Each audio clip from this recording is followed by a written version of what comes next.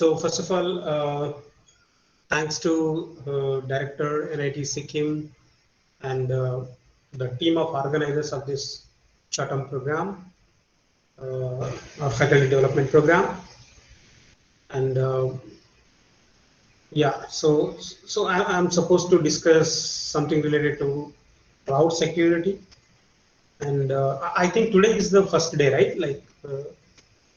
Yes, sir. Okay. So had anyone introduced the principles of cloud, or like can I straight away go into security? Sir, first session was actually related to the digital forensic. So they did not introduce cloud No, and no, all. not. Okay. Or maybe 5-10 minutes I'll take on introducing the cloud, and Yes. then we will jump onto cloud security. Thank you. And yeah, thanks to you for a nice introduction. Yes, and okay, so the goal of today's talk is to introduce the basic idea of cloud, and then like listing possible attacks on the cloud, and briefly understanding how these attacks might mitigate, so how these attacks might impact the cloud, as well as understanding a couple of approaches to mitigate or detect these attacks. So overall, I'll try to cover this in 1 hour 25 minutes, 20-25 minutes, and the rest of the time I'll try to uh, give it for the question answers. Or is that okay? Or like, what is the schedule for this talk? 1 hour 30 minutes, or 1 hour like 2 hours? Sir, 1 hour 30 minutes, Okay. 12 to 90 minutes, including question and answer. Okay, so roughly within 1 hour 20 minutes, I'll try to conclude, and the next 10 minutes we'll leave it for question answers. Yeah, that will. Okay. So thanks. Let me move on. Okay, so there were days where we used to have cloud. Sorry, there were systems, the computing systems, which are distributed systems. Typically, the cluster computing, supercomputing, grid computing. These kind of technologies were there, and the goal of these technologies was to run certain application, and the the later slowly the technology has shifted from application orientedness to service orientedness, and the idea is there are several computing machines available. Let's say my computer is in India, one of my friends' computer is in US, and we during my daytime I can run my application, and usually my computer system is idle in the night time. And my friend who is in US, his computer system is active during my night time, being the daytime for them, and like vice versa. So here, the goal is why can't I give my computer system to my friend during my night time, so that my friend can run their applications not only on their machine but also on my machine. So that means virtually I've got two machines. When my friend got two machines, and he is able to run his application on two machines during his daytime, and during his night time, his computer he will give it to me, and I will use during all my daytime, which happens to be night for him, and he's not doing anything. So those two machines I will use, and I will run my application on those two systems. That means we are sharing the resources, and while sharing the resources, we are efficiently using the these two machines to run my application or my friend application. So that way, my friend is also in benefit, I am also in benefit, and because instead of running my application on a single machine, I am running this on two machines. So that way, it is it's far. I mean, if it is a parallelizable program, then I can run it very fast. And imagine, I have a couple of more friends who are collaborating with me, and all together, if I can all of us can share these machines together. Some of them are from India, some of them are from US, some of them are from some other country. Then, it's a collaboratively we can share, and the same application can be run on multiple computing machines in a distributed fashion. So that way, the application can be run much faster way, much faster way compared to two systems, one system or two systems mechanisms. So that's where the idea of service orientation emerged, where my friend system, not only service orientation, but like the sharing concept of sharing also emerged. Okay. And from that, the idea of cloud also emerged.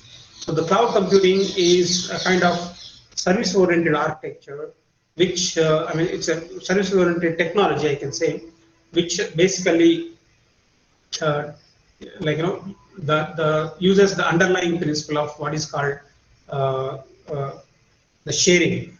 Okay, and this is one side of the coin. The other side of the coin is that people were fed up. Let's say I'm from government organization. Let's say I'm an educationist, and I'm more interested in teaching rather than managing my computer systems, or installation of the software, buying the computer systems, right? Or servers, or whatever you call it. So I don't want to maintain, buy, or invest or buy anything from my end. Rather, somebody else do this job and share those computing resources, the desktops or systems or whatever it is, to me. Then I'll use that machine. I'll run it, run my application on those machines, and once it is done, I'll just return back those systems. So that means my investment is reduced, my maintenance is completely reduced. So somebody else is now doing that maintenance.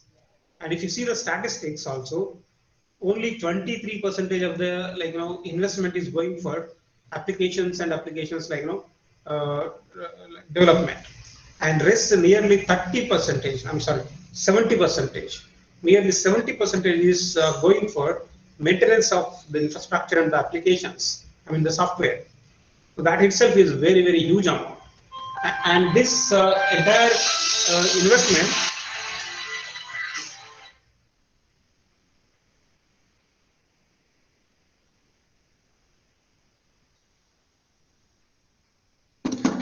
So this entire investment is actually reduced from my end, and somebody else is taking care of this, maintenance and maintenance part at least. Okay, investment for the development and all, probably I might need it, but maintenance part I can actually um, outsource it. I can give it to somebody else. Okay. And these are the two important reasons. One is the technological shift, the other is IT investments. These two are the important reasons why there is a evolution of the cloud, where cloud is a set of data centers, right, that have all the infrastructure, all the applications, and so on, lot of IT related infrastructure, okay, which somebody is investing, somebody is creating the resources, and something like your friends and all who from different countries, okay, who are sharing the resources in a similar manner.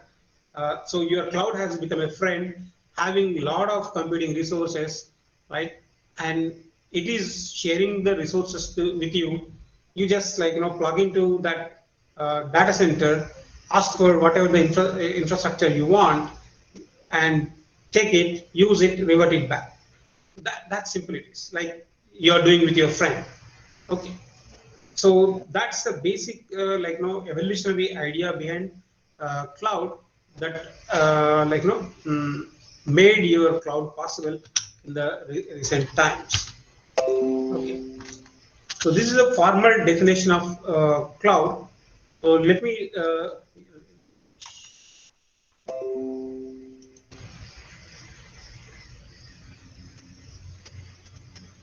where is the laser pen?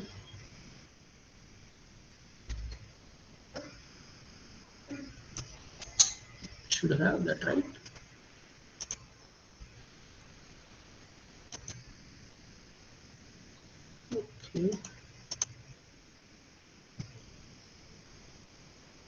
I made some mistake.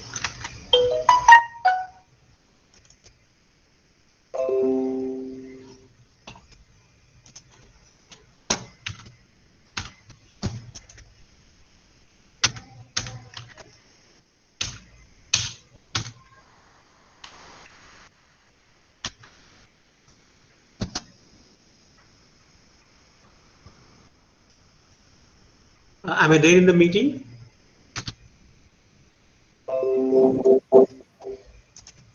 You are audible. Okay, all right. Thank you.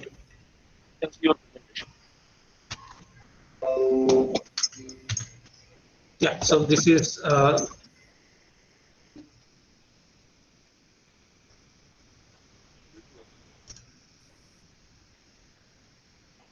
this is pen only.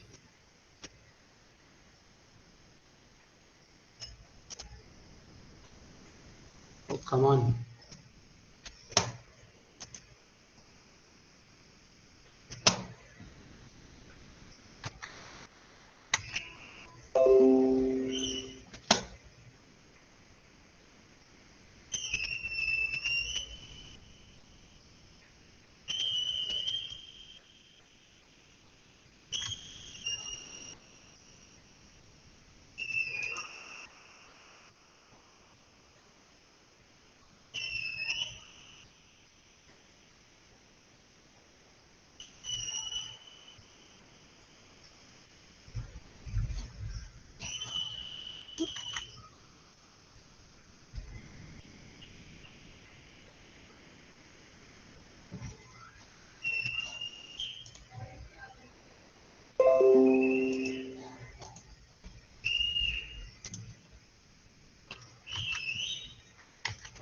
Okay. So this is the formal definition of the cloud computing,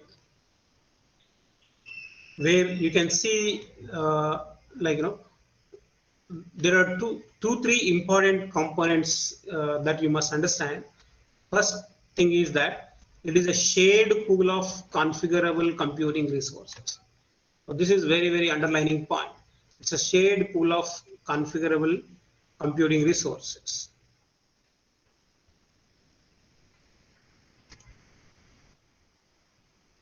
So this is what I mean here.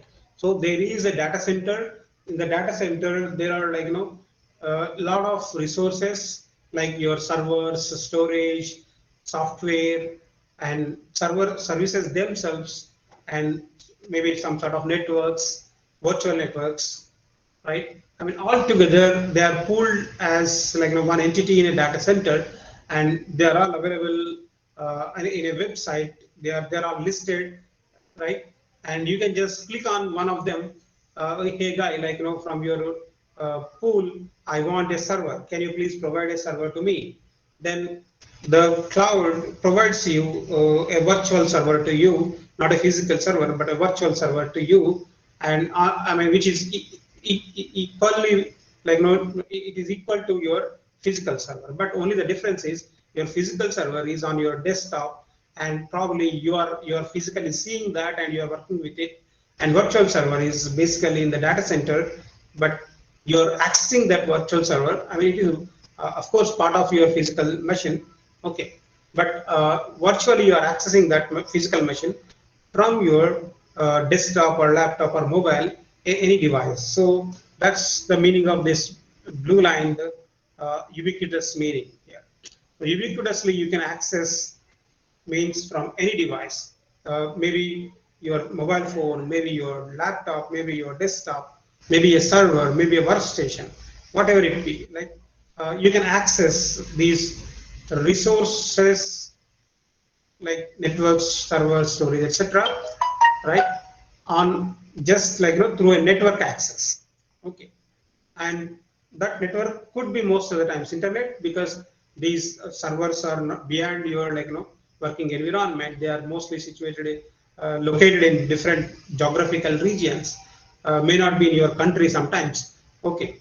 So obviously some network access is required to access these resources, okay. So that's the meaning of the word ubiquitous. So you can access these resources ubiquitously, conveniently means wherever you want, right? On demand, that means immediately, whenever you want. So wherever you want, anytime, anywhere, from any device, you can access these resources, and that's the beauty of cloud computing. So you can access these resources. They are not in your local premises now. It's not on premise. It is somewhere else, off premise, somewhere else, and from there you can actually access these resources. So that is the beauty of cloud computing. And this is one side of the coin. The other side of the coin is that uh, we want these resources to be provided as quickly as possible, so that there is no waste of time for using that resource. Typically, a physical server, if you buy, use, I mean, install the software and get it ready, probably it takes nearly 45 days average time. But now, if you do it with your cloud computing, probably you could do it in sometimes 45 seconds, 45 minutes also. Okay. So it's very, very fast, very rapid in provisioning and releasing of the resources as far as cloud is concerned. And the third aspect is that, which is the purview of the provider, service provider, who is managing this data center. Okay, they should also be having, no hassles, right? So that's why the management effort should be minimum at the provider end. So these are the three important, uh, workloading points, one must understand with respect to the definition of the cloud. So first, there is a shared pool of resources, and these resources can be accessed from anywhere, anytime, from any device, and these resources should be provided very fastly, and if not required, they can be raised in equally fastly. And this is all customer end, and service provider end, they should have minimum management effort. So there are very important concerns, and this definition is formally annotated by NIST, National Institute of Standards and Technology, a firm of US Department of Commerce, something like our Department of Science, DSD, part of ministry. In the similar lines, there is a NIST in US which formally defined this, and this definition has become almost more or less a standard definition for cloud. Okay, and the advantage of this sharing of the resource is that, since the same resource is used by multiple people, so we call it as multi-tenancy. And since the resources can be rapidly provisioned and released, we call that property as elasticity property.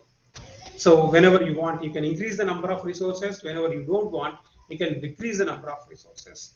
Okay. Like for example, I took a server today, and tomorrow I felt like there are too many requests coming to my server. My server is getting hanged. Probably I may add 4 or 5 servers immediately in addition to my existing server, so that this load can be distributed across 4 or 5 servers, and that server provisioning can be done very fastly. And whenever I mean the number of requests coming to my server are reduced, the load on the server is reduced, then probably I can revert back some of the servers which I already took 4 or 5 out of 4 or 5 servers, probably 1 or 2 servers I may return back. And after a certain period of time, suppose again the load is reducing, then probably another 2 servers I may reduce. I may run with only single server which I have earlier. Okay, so the conceptually you can add the number of servers whatever you want. I mean, broadly saying the resource, and you can reduce the number of resources whenever you don't want. Okay, so this property what you called as elasticity property of the cloud. And most challenging part of this cloud is that it is multi-tenant system, in a sense that the server which I am using for my running application, there is every possibility that the same server may be used by many other users. So because they are sharing the resources.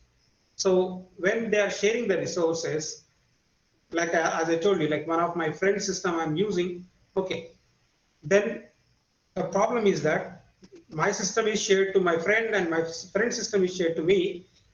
Then if at all my friend is malicious in thinking, then because his application is also running on my machine, my application is also running on my machine, but if my friend is malicious, I mean intent, having malicious intent, then there is every possibility that he may actually enter into my system resources, like what is there. You can see what is there in hard disk, what is there, the memory and all, right? So there is every possibility of attacks, right? So multi-tenancy, like one system, multiple tenants, me, my friends, all of them are using same machine. This is good, one aspect, but the other aspect is that this multi-tenancy may lead to a new challenge, like security challenge. Okay, but it is definitely a boon advantage. Okay. And as I mentioned, the next important advantage is anytime, anywhere, any device you can access. So that's a great advantage of the cloud. And another last important concern is the pay-per-use model. So cloud is usually working on service orientation, and typically most of the service orientation approaches are based on pay-per-use model. Like they are typically utility models, like your meter, your electricity. There is a meter connected to your home, and that meter measures what is the amount of electricity you are using. Based on that, it sends you a bill. You have to pay for it. In a similar line, in the cloud also there are resources in different data centers. From that, you actually are taking the servers, and once you start taking the server, it starts metering that usage of the server in terms of usually time. Okay. Or if it is a storage, probably in terms of volume, or maybe in terms of bandwidth, some metric it takes, and using that metric, it actually measures what how this uh, how much cloud computing resources you are using, for how much time you are using. For that period, they will send you the bill, and you have to pay the amount. So it's a pay-per-use model, and very similar to your what is called as uh, a utility model. Okay, so okay, this is a formal understanding of what is cloud. And if you still don't understand it, a very simplistic example is that you outsource tent material for your organizing some function. So use them and then revert back to them. So whenever you are short of the tables or chairs, probably you make a call. They will get you immediately on the fly to your function. You don't need to rush for it. They will get it to you. They will provide you, and once they provided, you use it. And once you use it, you just make a call that I'm done with my usage. Then they'll come and take it back. Okay, as simple as this is. So similar way, you can also hire the humans. So hiring of the humans is also kind of outsourcing, and you actually rent the house. So same house probably may be used by multiple tenants. Once you use it, you leave, then other will use the same machine, the same residence, and so on. And this is also true with your taxi or whatever it is, right? So you are sharing the same resource with others.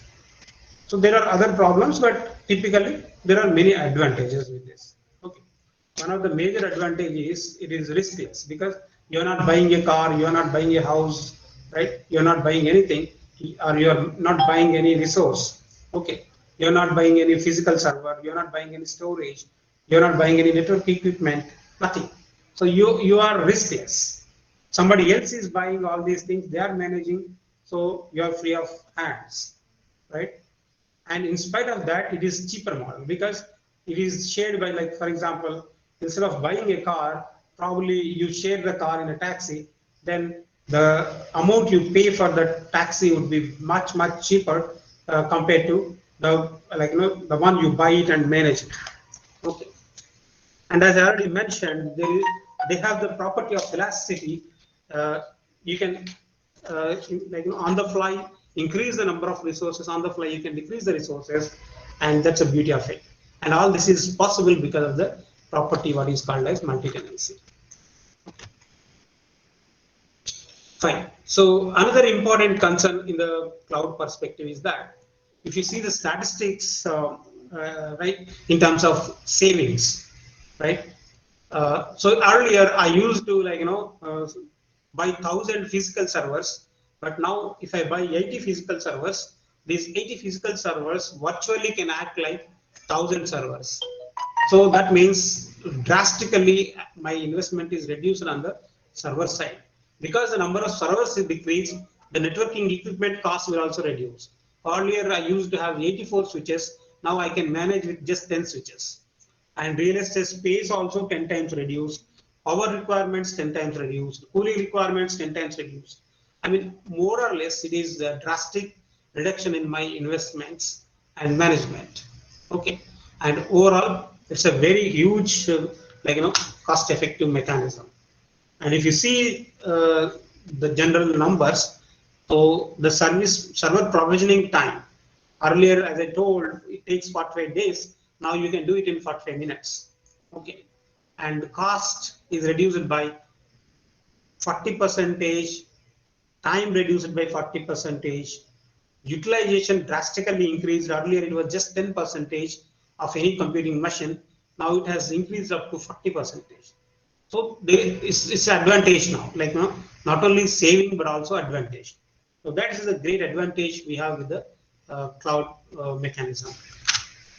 Okay. So cloud basically is built up of 4 important pillars. The services, as I told you, it's a service-oriented architecture. Okay, and the next important pillar is virtualization, which enables you to have multiple, the idea of multi-tenancy can be implemented through virtualization. Multiple people can share the same resource with the help of virtualization. That means on 80 servers, by adding the virtualization layer, I can make them act like 1,000 servers. So I can virtually create 1,000 servers on 80 physical servers. So that's the beauty of virtualization.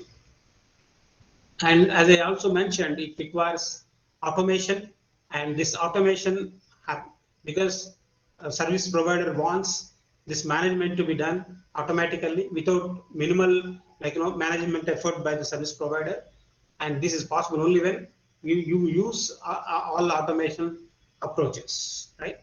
And I also mentioned that cloud is pay-per-use model, and it is very similar to utility like your electricity, water, gas, etc. Okay, so that's the reason why the cloud is built up of 4 important pillars: servicing, service orientation, virtualization, automation. Sorry, that's a spelling mistake. Automation and utility. Okay. Yeah. And what the cloud will provide? It provides the services. And when I said services, we have already discussed there are different types of services. My computer is given to my friend, right? So when I'm giving my computer to my friend, in what way he is using? He might be using my computer for just storing his data, or he might be using my computer for running his applications. Okay, so there are many purposes for which you might use the resource.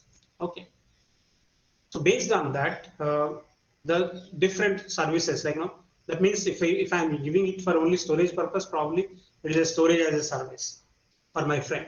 Okay, and if my friend is using it for computation purpose, probably computation as a service. And altogether, these are all part of your computer system, and typically we call it as infrastructure. The compute, storage, network, all these resources we call it as what do you call it as infrastructure.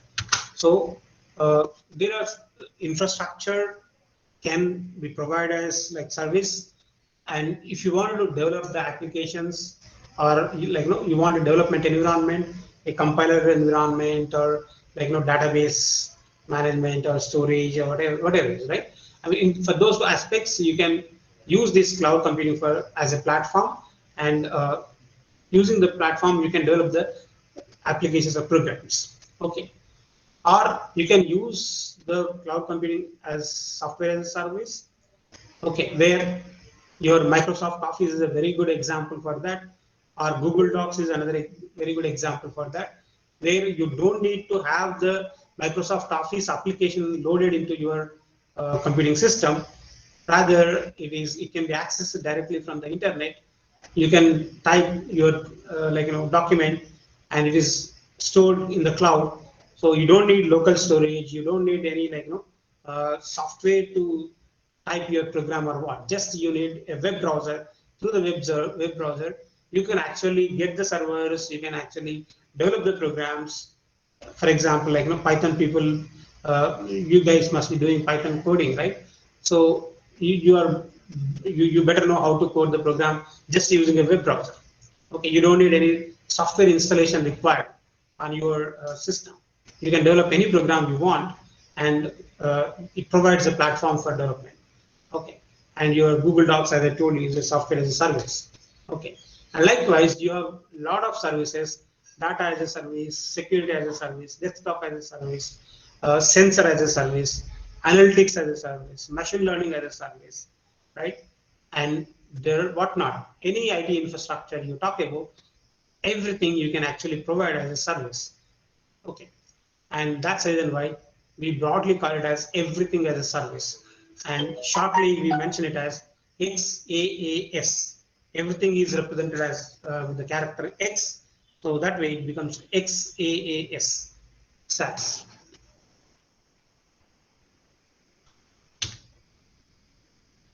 Okay, so there are different types of virtualization that we use. As I told you, this is a physical server. Uh,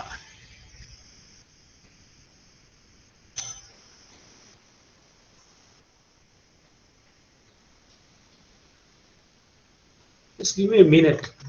Why I'm not able to operate this? I don't understand.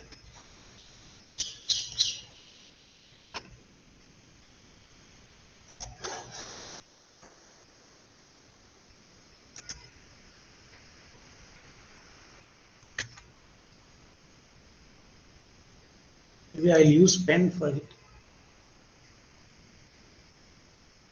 So there are physical servers. These are the physical servers. Okay, on one physical server, I can have 4 virtual machines, and with these 4 virtual machines, I can actually run my services whatever I want. And out of these 4 virtual machines, probably I may not need all these 4 virtual machines. 2 of them may be used by me, and 2 of them may be used by somebody else. Multi-tenancy. So this is the beauty of what is called virtualization, which allows one system to appear as if n number of virtual systems, and n depends on the system capacity to accommodate the virtual machines, number of virtual machines. Okay, and there are different types of virtualization. Let's not bother about that. But the whole idea is to indicate you that virtualization actually helps in creating more number of machines on a single system. So that way we have lot of computing systems. There are a lot of virtual machines. So all of them are virtual machines. Okay, so we have got a lot of virtual machines on your cloud, and any customer can access these virtual machines through some sort of interface, and typically this interface is a web interface. Okay, and there are different types of clouds exist: public cloud, private cloud, and hybrid cloud. Okay, and public cloud is typically accessed by anyone. On contrary to that, private clouds are having a constraint that only particular organization, like suppose if my IIT Roorkee wants to have a cloud, then only IIT Roorkee employees can access this cloud, which is typically the private cloud. Instead of that, if my cloud can be accessed by IIT Roorkee as well as other organizations, maybe NIT Sikkim and all, the same cloud, that cloud is a public cloud. Okay, and it is also possible that we can create the hybrid clouds, which are the combinations of public clouds and private clouds, where like IIT Roorkee is having a cloud, private cloud, but probably it is short of resources, and during peak times its resources are not getting sufficient, then probably it can take the help of public cloud, and from the public cloud it can take the resources provided as a service. So by the combination of such public clouds with the private cloud, a hybrid cloud can be created. Okay. And there is also possibility that we can have multiple clouds or federated clouds, which are typically combinations of several public clouds. Okay. What I'm trying to convince you is that when I'm talking about cloud, it's not just about like one person accessing or two persons accessing the system, but multiple people from multiple organizations are accessing the resources, and that itself is a big challenge. Okay.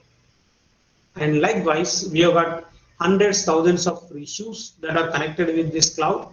And one of the major issues is security and privacy, and of course, trust. Okay. So these are, there are many other challenges also.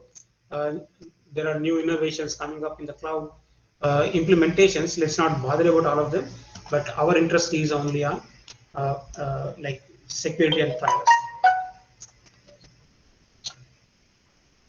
Yeah, so there are a lot of things going on around cloud. There is IoT development. Already mobile users are using cloud. Nowadays, IoT is also evolving and it is highly dependent on cloud. And many other things are connected with it, like HPC, semantic web, big data, etc., etc. Okay. Yeah. So 1-2 minutes break here. Any questions till now? Hope you understood the cloud basics now. If any questions, you can ask me. Then I will start the discussion on security. Dear participant, you may ask the question from sir, as sir has given the pause for 1 or 2 minutes, so that you may clear your understanding in the cloud. Yes. Please ask the question by unmute your mic. Otherwise, you may type the question in the chat box. So, were there any questions in the chat box?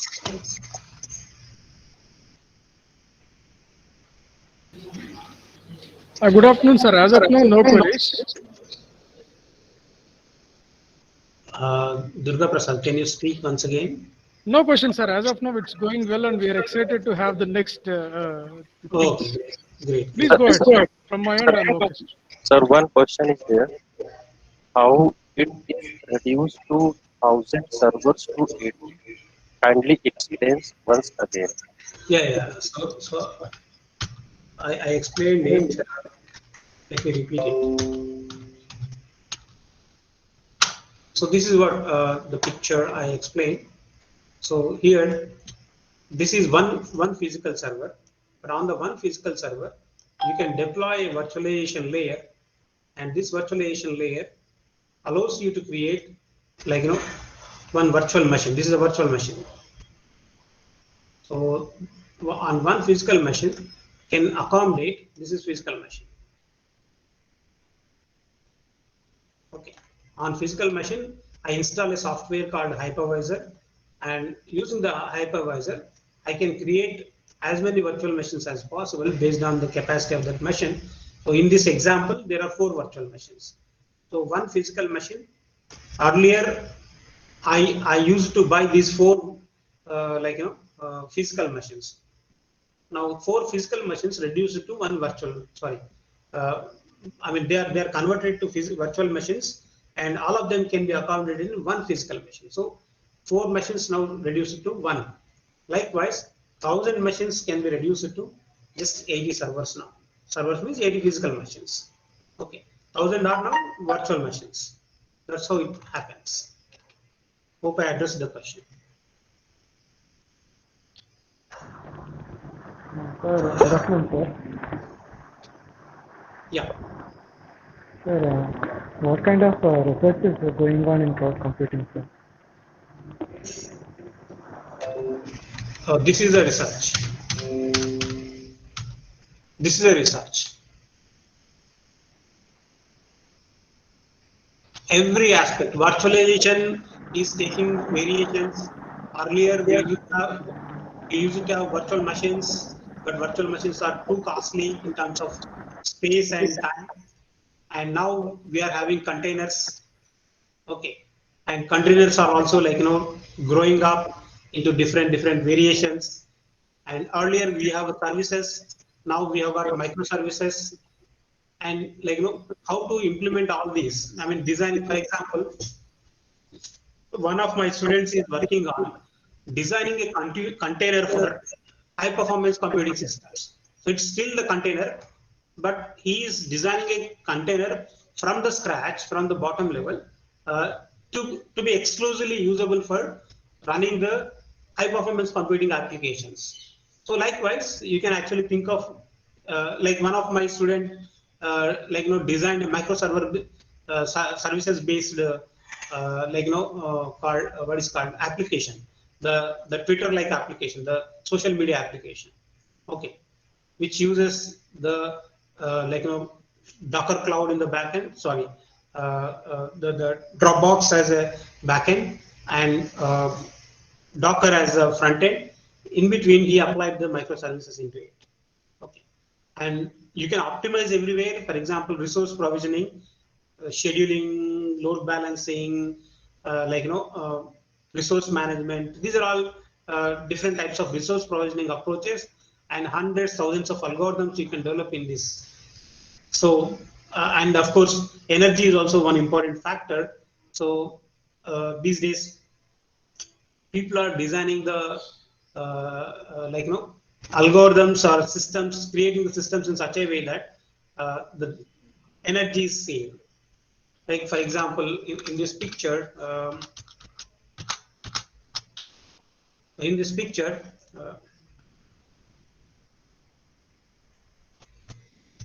what you can do is this is a virtual machine, right? So you can actually define how many virtual machines should run. Suppose that this is only 25% utilized, this is only 25% utilized. So let's say that all 4 machines are only 25% utilization is there. What you can do is you can turn off these 2 machines and move all the existing applications to other 2 virtual machines. So that means these 4 utilization can increase now to 50-50. So 100% utilization these 2 machines will have, and these 2 machines can be put in shutdown. That way I can save a lot of power. So energy saving, in order to save the energy, how efficiently you use these machines is also one of the important concerns. So there are various techniques that with that you can do a lot of research in the cloud. Right? Thank you, sir.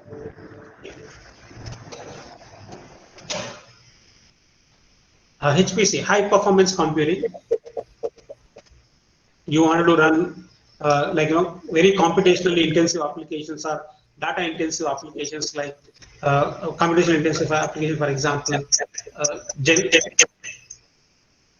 genomics, genetics, or something like that. Okay, or atmospheric physics, or weather forecasting. These kind of applications are very complex in their implementations. They need actually huge set of computational resources. So there your cloud plays a vital role.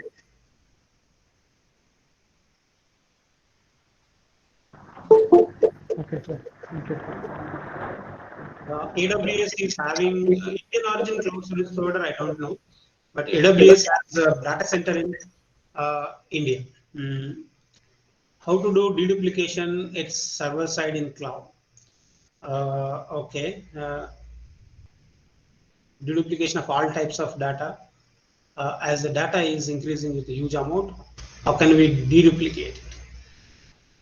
Okay, probably I'll try to discuss this in the end. If I don't discuss, just remind me again in the end. I'll explain it with my with some example. Okay. One of my PhD student is working on deduplication. There are some papers on this. Okay. Is it possible to have type 2 virtualization inside type 1? Yeah, combinations are possible, but that's like, as the number of virtualization layers increase, what happens is the latency increases. So the application execution speed will reduce. So usually we don't recommend. There are no specific applications of that type which really need multi-level of virtualization. Explain about what is the security issue in virtualization. Yeah, we will discuss some examples towards that in the end.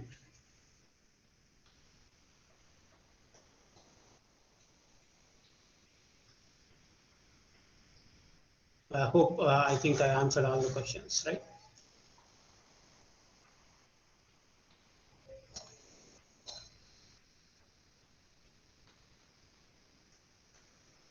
Okay, so let's move on now. Uh,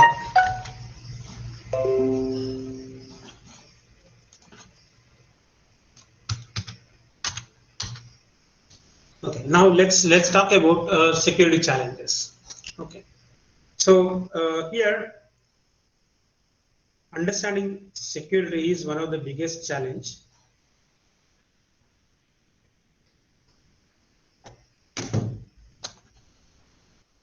And typically when it comes to cloud, as we discussed a couple of minutes back, uh, first thing is that these resources are actually geographically distributed into multiple countries.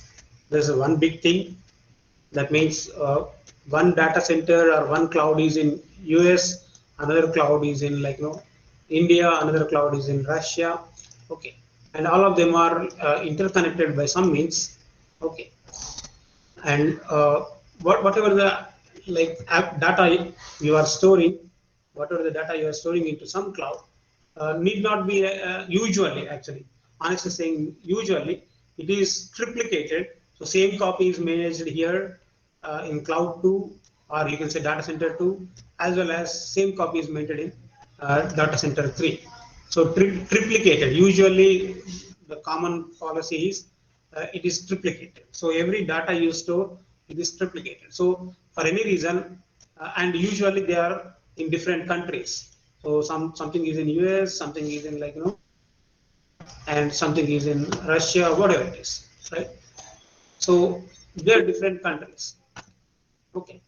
So what you can do is basically, even if you lost this data center completely, you can have a backup in other countries. Okay. So even 2 data centers are down, still no problem. You can get it from one of the existing data. So that is the beauty of cloud, which helps to store your data at different locations. Okay. But what sort of new problems that it may face, particularly what sort of security challenges it may show is another important concern. So if you see the statistics, many people who are migrating from on-premise services to cloud-based services, they raised a problem that probably security is one of the major reasons why they are not interested to migrate to. Okay, and this is a public cloud. Sorry, this is a hybrid cloud, as I mentioned. So one possibility is that you are having direct access to your private cloud, and all your resources are received from private cloud. But there is every possibility that if it is a hybrid cloud, because private clouds mostly will be short of resources, so they will take the services from the public cloud, which is why it is called a hybrid cloud. Okay, and several times what happens is it's not just one public cloud, but it could happen that the same private cloud may be having connection to multiple public clouds. Okay, and what is we call it as a federated cloud. Okay, and some other times some clients, what they will do is they will use some brokers, and these brokers they do not have the direct access to the cloud, rather they do it through brokers. Okay, so these are all different possibilities that exist in the cloud. So that means even though your environment is private, there is no guarantee that your services are really getting from you are getting services really from private cloud. Rather, it might be a possibility that you are getting the services from public cloud. So why I am highlighting this? Because this, the rules and regulations, the security policies, the storage policies, the the way with which your data is protected in the private cloud may not be same in the case of public cloud. So whatever data you are assuming that you are storing in the private cloud may actually stored in some public cloud, and typically this is shared by multiple people because of the multi-tenancy property of public cloud, whereas private cloud is not having multi-tenancy, it is a single tenancy. Because of single tenancy, your data is relatively safe. But when it comes to multi-tenancy, multiple people are sharing the same resource, so one of them may be attacking on your data. Okay.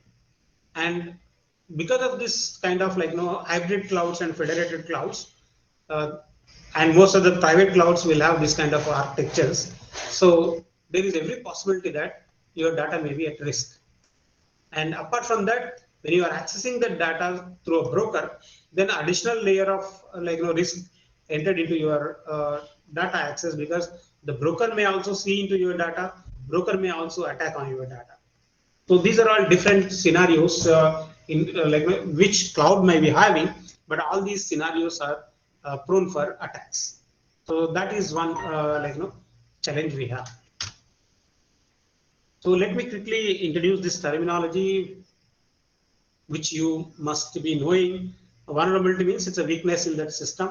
Attack means it's a method of exploiting the vulnerability. Threat is power of the attacker, and excuse me. So trusted computing is a set of system components that are dependent on security. Okay. And yeah, so there are many vulnerability sources in your cloud, particularly the cloud is, as I told you, is geographically distributed. So locational issues are there, and many things are shared.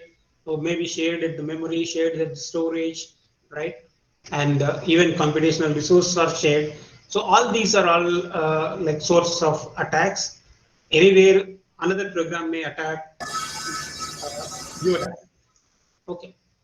And several times it is also possible that cloud supports sequential programming models, divide and conquer kind of model, for example, map reduce. So when it has multiple programming model support, then there is every possibility that the code what we are writing may be having a lot of weaknesses.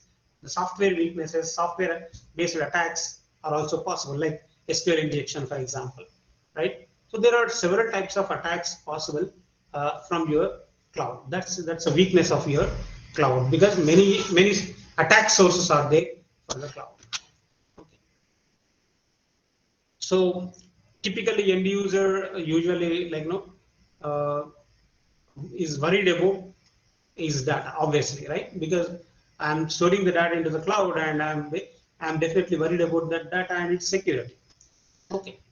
And in that context, there are a couple of questions one must understand to understand the security and its importance in the cloud security. So the first important question is, who has the right to access the data? So it is your data. When it is your data, you must have access to your data, right? You have a right to access your data at any point of time. So first thing, it must be available all the time to you, right? For any reason, like for example, their servers are down, or let's say some attack happened, or let's say the keys are not there. The data is stored, but data is encrypted or locked. So because of this encryption or locking, and you are not having key, because of that you are not accessing the data, which is your data. So the big question is, who is having the right to access the data? So if you are having the right, then it's well and good. But there is every possibility that the administrators of the cloud or the service providers may also have the access to the data, and they may steal the data from their end. Okay. So this is one big challenge we have, because multiple people are involved in managing the data, and this data is not stored in your local system or local resource. It is stored in somebody else's system, as I told you, data center. Okay, that data center is managed by somebody else, owned by somebody else, and managed by somebody else. Owned by service provider, managed by several employees of the the data center. So anyone can access the data. There is a possibility. Until otherwise, it is strictly locked or some sort of confidentiality is maintained. Okay. So that's the real big challenge with respect to your data. Okay. And most of you must be knowing the Facebook event, 4 or 5 years back has happened. Like when Trump was competing for his presidential position. So at that time, somebody from Facebook stole the data and they analyzed the data. Using that data analytics, they understood the mood of the Americans and they tried to influence the people, to win the vote. So just a simple Facebook chatting helped Trump to win the vote by getting the Facebook data analytics and all. That means the data which you stored in the Facebook, of course, is a cloud. Okay, so in that cloud, Facebook cloud, someone from the administration, someone from the managers, someone from service providers, they themselves stole your information and sold that to somebody else. They analyze it. They based on that analysis, they uh, help the voting business. So such is that. What I'm trying to say is that it's a small thing. It is your data. You never bothered about your data. But if someone steals that data, if there is every possibility that it may change one government also. Okay, such influential your data is, and that's the reason why having the right on your data in such a way that nobody will enter or see into that data is very important in the cloud. Okay, and how effectively your data is segregated from others' data. Since it's a multi-tenancy environment, so in the multi-tenancy environments, segregating the data, having strict borders between your data and other data is also very, very important because these are all virtual systems and they are sharing same resources, So this is really, really important in that context. Okay, and how the data is transmitted and encrypted. Uh, how are users authenticated? So how complex the algorithms are, right? Whether your data is having a backup and whether these backups are encrypted, right? And how far this service provider is trusted, okay? Trusted with respect to testing by a reputed third party, okay? And how good algorithms are, who holds the keys, right? These are all really, really important concerns with respect to your data. And after all, as I mentioned, where is your data located? Which country, right? Suppose your data is located in US, then suppose somebody stole your data. Where do you raise the complaint? In India or somewhere else? Do you go to US and raise the complaint? So what is the data protection law we have? So that is also very, very important concern. So when you are talking about cloud, new challenges are emerging in the cloud in the protection of your data. Okay, and the next important concern is who are the attackers in the cloud. So these are a couple of listed names. As I mentioned already, the operators or the users themselves, or there may be hackers, right? Or there may be insiders like the employees or the customers, I mean, who want to seek the revenge on the service provider, okay? Or criminals seeking some financial gain, right? And these are all more or less notorious examples. And some other times political reasons, economic reasons, like military purposes, and many other examples already listed here. And these are all typical sources of attacks.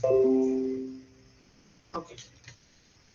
And why these attacks are happening in the cloud? It may be because of three important reasons. One of the primary reason, of course, is the multi-tenancy, because it is shared by multiple people. Okay, but other reasons could be loss of control, because as I told you, who holds the keys, who holds the data, like whether you have the right or not. So it's not, the control is not in your hands, though it is your data, your application, but the control is not in your hand. It is in the hands of the administrators, the employees or the service provider. So the control is lost from your hands. Okay, and many times what happens is, for example, the Google you are trusting, Amazon you are trusting, Google, Azure you are trusting, you right, Microsoft you are trusting, maybe because of their reputation or whatever you call it. But there is every possibility that one fine morning, suppose that let's just fun sake assume, right, that Google is offering free Gmail account to you, and you're using it. I don't know how many of you are aware. It also offers 15 GB of storage space, which is equal to nearly 16 GB of pen drive. So a 16 GB pen drive costs you around 3 to 400 rupees minimum, right? And they are giving you free of cost. Why they are giving you free of cost such a huge amount? They have some vested interest within them. So that means in the service level agreement itself, they have told you that hey, now you are storing your data. I'm fine with that, but I will send you the advertisements. You have to accept it. Whatever the data you are storing, I will sell it to some people for analysis purpose, for political reasons or whatever it is. You cannot question me for that. That means they are storing and they are manipulating that data somewhere. Okay, so you are trusting it, but in the back end, the cloud provider need not be always trustable. There is a always lack of trust between the provider and the customer. Okay, and the reason is there is no standard mechanism with which you can ensure that these people are trusted people.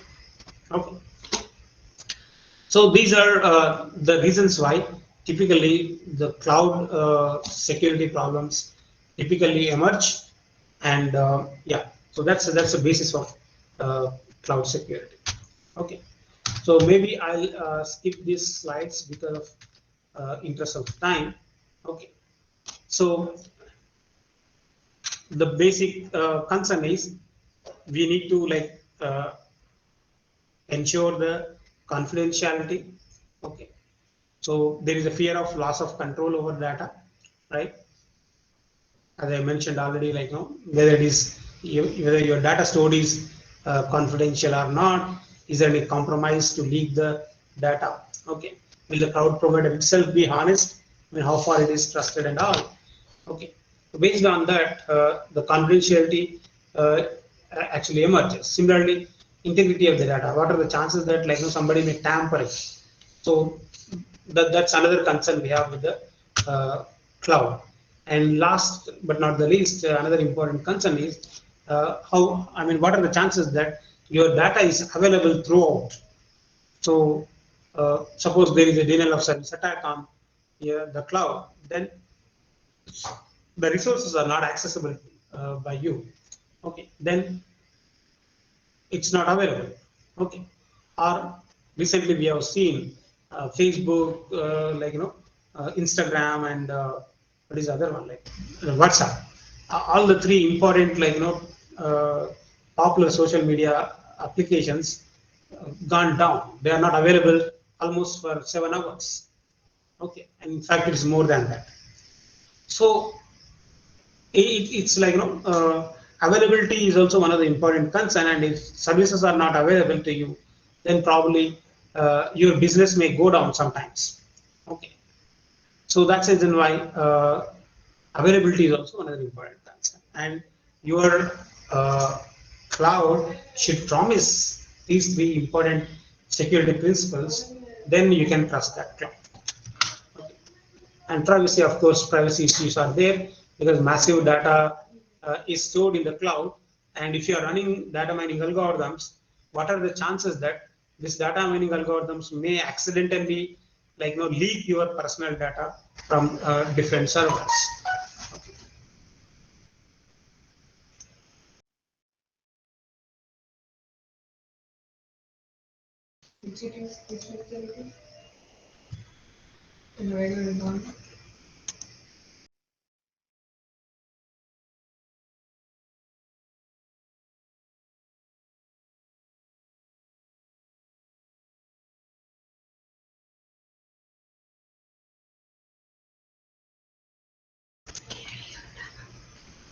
Okay, so the privacy issues are also there.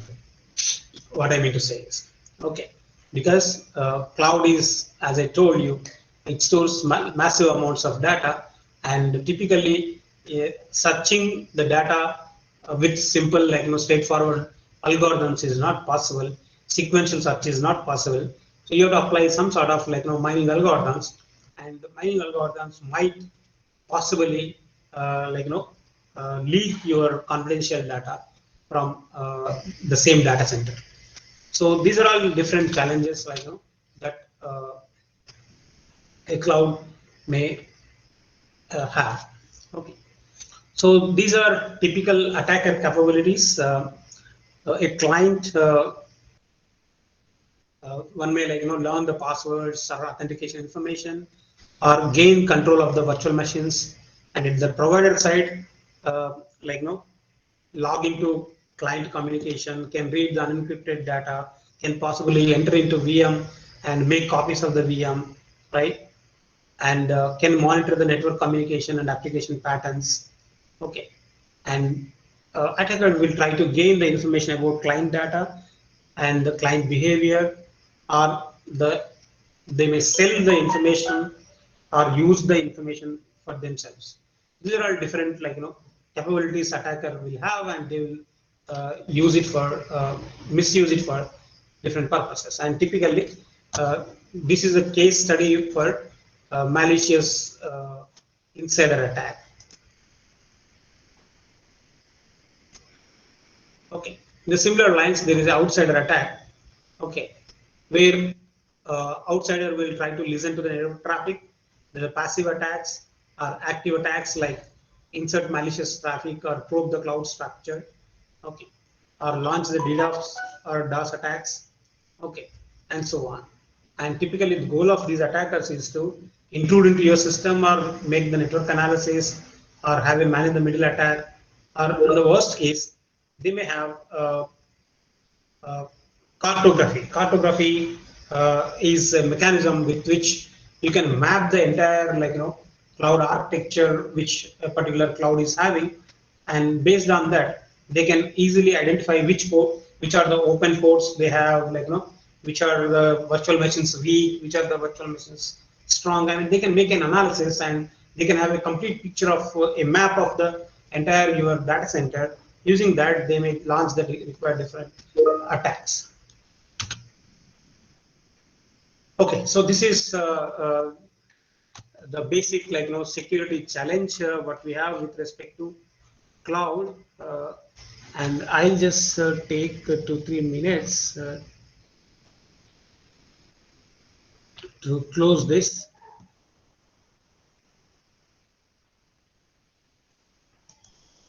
Let me quickly show this slide. Yeah, so there are we have already seen different types of attacks. Now let's try to understand. Sorry, we have tried to understand attacker intentions. Now let us try to see different types of attacks on the cloud. So major attacks, let me highlight here, are the cross VM attack. So as I mentioned, there are actually uh, the hardware resources. Let's say this is the memory in a physical machine. The same memory is shared by two virtual machines. Okay, they are using same memory. So in that process, there is every possibility that this virtual machine may enter into this memory area and see what the other virtual machine is doing. Okay, so these kind of attacks are called cross VM attacks, where one VM may attack on another VM through the common resources. Okay, and similar to like your SQL injection, etc. So we can have like cloud malware injection attacks and data privacy breach. I already mentioned different data mining algorithms and other approaches can be used for like uh, to breach the privacy of the users. And other than this, the routine attacks are there. Man in the middle attacks, DNS attack, right? Flooding attack, something like denial of service attack. Okay. Data loss or manipulation attack. These are all very common attacks. But what is different is SLA violation attack. So the service level agreements, like whenever you are joining a cloud, then at that time you actually like make an agreement with the service provider, the cloud service provider. Okay, so that agreement is service level agreement, SLA. Okay, the term, just you click on the terms and conditions button, right? Those terms and conditions are service level agreements. You are I mean, they are asking you service. I mean, you to accept the terms and conditions. But have you ever asked like the cloud provider to sign some agreement with you? So there is every possibility that even though they provided you the SLA, the agreement, their agreement, but they may violate that agreement and they may not provide the required services or resources to you. Okay, and I mean intentionally. Okay. Similarly, as I mentioned already, malicious system admin, insider attacks are common.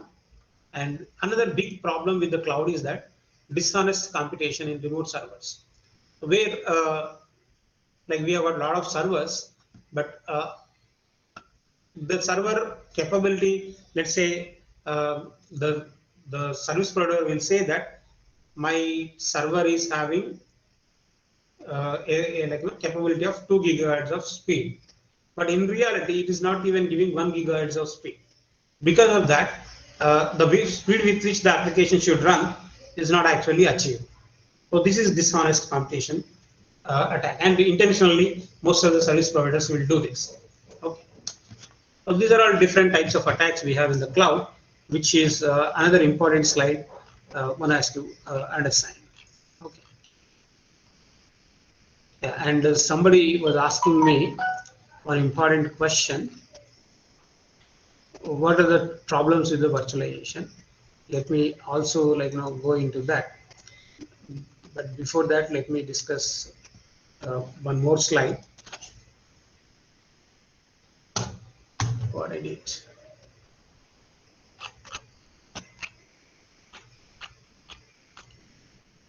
So we are almost in the end of the lecture.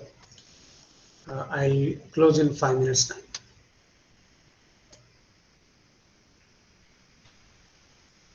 So here, if you see this picture, there are like different tenants. Okay, so these are all different like physical machines, let us say, and on each physical machine you got like several virtual machines. Okay, and these virtual machines are accessed by different users. Okay, so likewise there are multiple virtual machines in your cloud environment. So this is a complete cloud environment. We have got physical infrastructure. On this physical infrastructure, we created large number of virtual machines. Okay, and all these virtual machines are having several, multiple tenants, and all these tenants will have multiple virtual machines. Okay, so but what is important here is this: how these attacks will actually happen in your cloud. Okay, so you see this picture. The one possibility is that like in the entry itself, someone may like try to attack on your entire infrastructure. Like if you don't have a proper strict firewalls or like strict implementations, attacker may try to enter into your cloud through this entry. Okay, so they may actually steal your data or identity or whatever it is. So one possible approach is to insulate this infrastructure from all the malware and trousers and cyber criminals by virtue of installing anti-malware softwares or some other like strong authentication algorithms. And at the next level, the attacks might happen across the VMs. As I told you, there is a cross VM attacks are possible. So control and isolate VMs in the virtual infrastructure to avoid these cross VM attacks. Okay, and typically we wanted to have the data loss prevention, and this can happen by insulating the information from the other tenants. And the next possibility is that, as I told you, these virtual machines actually use the physical infrastructure. So in the physical infrastructure, they may be, because they are all sharing the same resources, so attacks might possible from this physical infrastructure. And we need to have a thorough segregation algorithms, right, to control each user access into the same physical infrastructure. So that's where your encryption, key management, tokenization, etc. principles are really required to protect your environment. And all in all, you must strictly follow some sort of compliance and governance rules that everyone has to follow. Okay, so that everyone is bound to certain security rules, right? And there are several service models and their security mechanisms are there. For example, binary analysis, scanners, web app firewalls, transaction security, copyright protections, and so these are all different approaches. That there are different techniques with which you can have security at each layer of the cloud implementations. So this is actually very very beautiful way of protecting your cloud environment is really really possible. Okay, so that's the end of it, end of my lecture. But because somebody asked me one important question somewhere in between, what are the chances that the attacks might happen at the VM level? So I will just discuss that point once.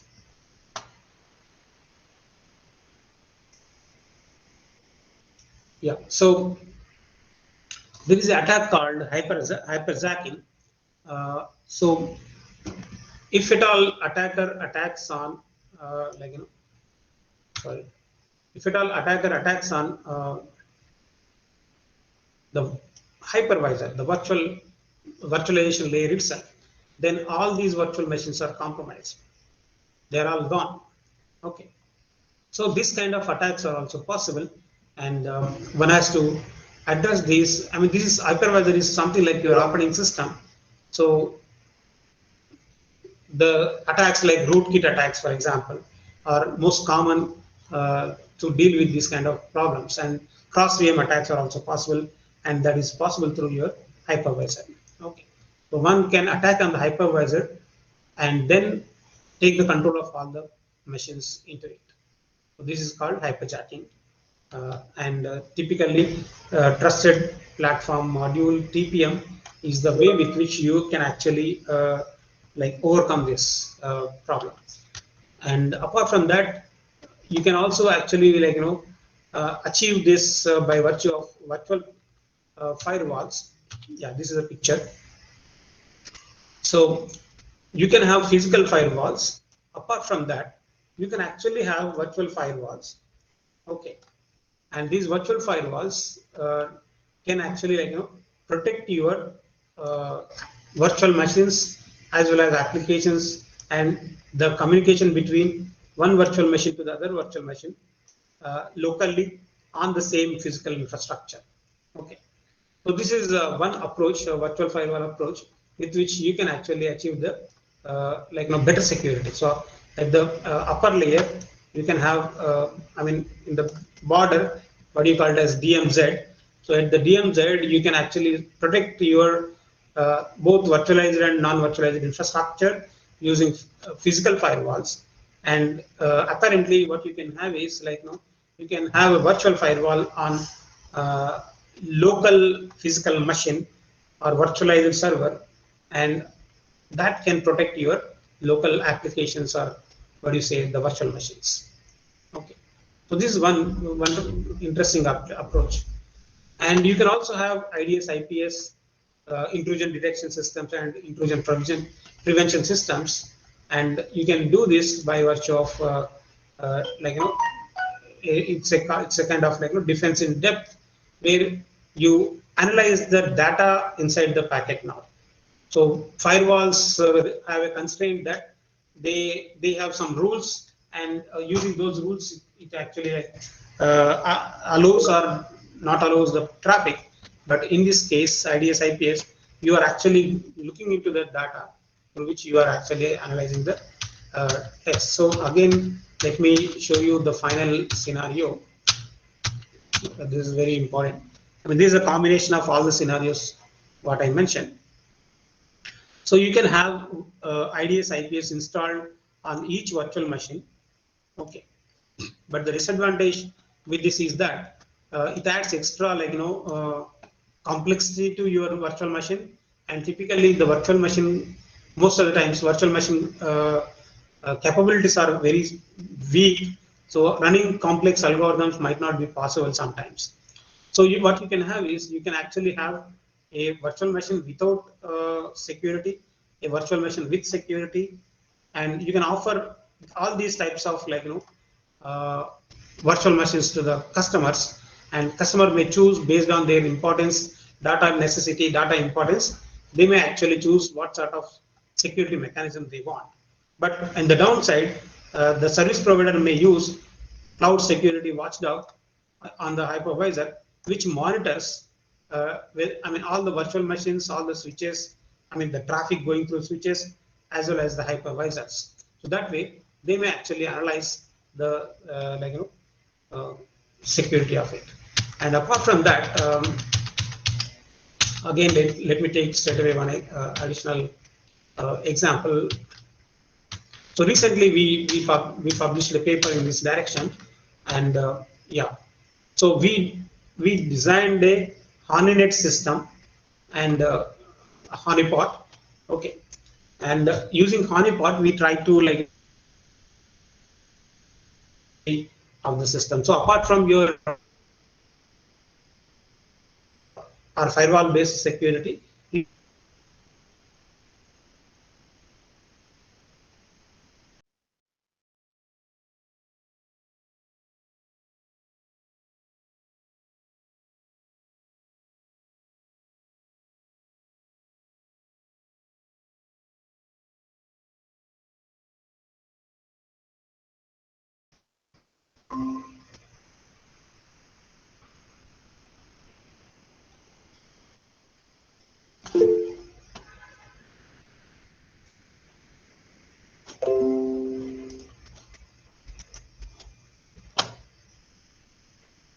okay, somebody was asking about deduplication, right?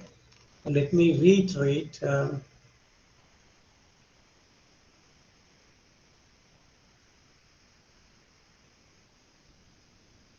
Project topic: cloud security.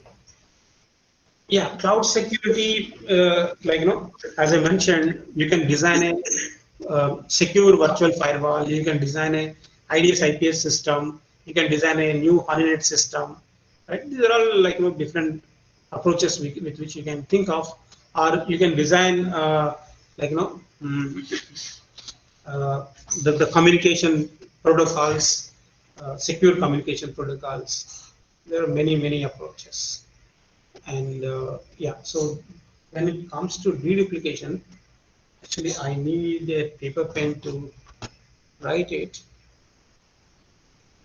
So can I ask the organizers how much more time I have? Currently, it's till 3:30. Sorry. Sir, uh, it was till 3:30 actually. Okay, let's close it. Let's close it. And But you can take 5 minutes. Next lecture is by okay. Dr. T. In one line, let me explain what is deduplication. Then let's close it. So basically, you guys must be using WhatsApp, right? So when you receive same photograph from, what are the chances that you receive same photograph from multiple people? So in that case, what happens? Like if you have multiple copies of the same photograph, then same photograph copy is made multiple times. Okay, and which will obviously kill your mobile device space. And same thing happens in cloud. If multiple people are storing the same videos, same pictures, same audios, or same text, right, or same documents into the cloud, that will waste the space, a lot of space in the cloud. So one of the fix to this is to actually deduplicate it. Deduplication means if you have a single copy, then you don't need to maintain multiple copies. All the multiple copies can be deleted or eliminated, and you can add pointers to the same file. Okay, and in this direction, we have got a very good set of publications, and you can actually search through.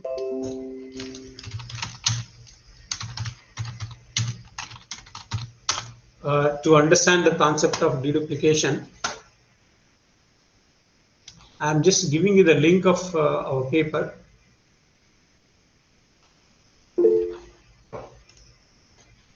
Just give me a minute.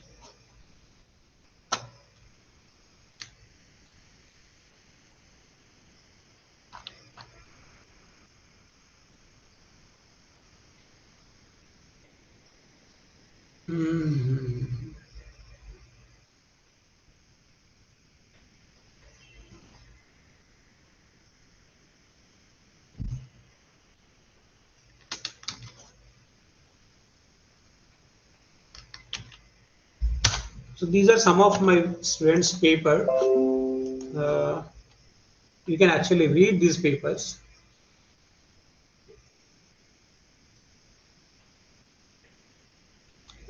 To understand the concept deduplication.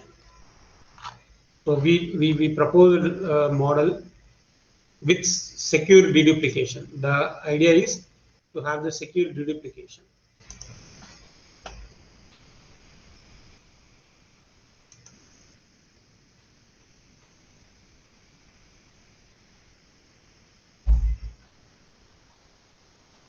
I think, yeah, I provided you more or less.